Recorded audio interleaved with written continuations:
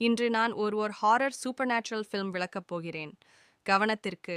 இனி கதையின் முக்கிய திருப்பங்கள் வெளிப்படுத்தப்படும். கடல் உயிரியல் மாணவர்கள் பெத்தும் ஹாரியும் ஒரு இளம் தம்பதியினர். ஒரு தனித்துவமான விடுமுறை பயணத்தை நாடும் அவர்கள் ஆஸ்திரேலியாவின் கிரேட் பெரியர் ரீஃபில் உள்ள ஒரு நடமாட்டம் இல்லாத ரம்மியமான பவளத்தீவில் 10 நாட்கள் செலவிடுகிறார்கள். தங்கள் சாகசங்களில் பலவற்றை ஒரு கேமராவில் பதிவு செய்கிறார்கள். ஓரிரு நாட்களிலேயே அவர்கள் தனியாக இல்லை என்பதும் அந்த தீவுக்கு ஒரு தொந்தரவான வரலாறு உண்டு என்பதும் தெரிய வருகிறது. ஒரு இருப்பால் அச்சுறுத்தப்படும் அவர்கள் ஒரு பழைய குடிசைக்கு அருகில் கைவிடப்பட்ட ஒரு கல்லறையை காண்கிறார்கள். அந்த குடிசையின் சுவரில் ஒரு பழைய ஓவியமும் 7 கோடுகளும் வரையப்பட்டிருக்கின்றன. பெத்தும் ஹாரியும் தங்கள் கேமராவில் உள்ள காட்சிகளை பார்க்கும்போது தாங்கள் தூங்கும்போது படம் பிடிக்கப்பட்டிருப்பதைக் கண்டு அதிர்ச்சி அடைகிறார்கள். பயந்து போன பெத் அங்கிருந்து கிளம்ப விரும்புகிறாள்.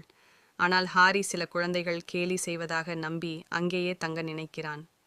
துப்பாக்கிகளுடன் ஒரு படகில் மீனவர்களை காணும் அவர்கள் பின்னர் அந்த கல்லறை புதுப்பிக்கப்பட்டிருப்பதையும் சிவப்பு பவளத்தால் அலங்கரிக்கப்பட்டு அதன் தலைப்பகுதியில் கோரல் என்று எழுதப்பட்ட ஒரு மரச் சிலுவை பதிக்கப்பட்டிருப்பதையும் உணர்கிறார்கள். அடுத்த நாள் பெத்தும் ஹாரியும் அருகிலுள்ள ஒரு கயிற்றில் துண்டிக்கப்பட்ட கடல் வெள்ளரிகள் தொங்குவதை காண்கிறார்கள். இந்த சம்பவத்தால் தாங்கள் ஆபத்தில் இருப்பதை உணர்கிறார்கள். மேலும் உதவிக்கு அழைக்க திட்டமிட்டிருந்த அவர்களின் தொலைபேசி காணாமல் போகிறது.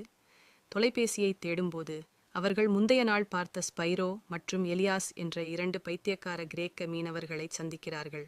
இது பெத் மற்றும் ஹாரி அவர்களின் இடத்தையும் படகையும் வேவு பார்த்ததால் அவர்கள் தங்கள் தொலைபேசியை திருடிவிட்டதாக குற்றம் சாட்டப்பட்டு கட்டி போடப்படுவதற்கு வழிவகுக்கிறது.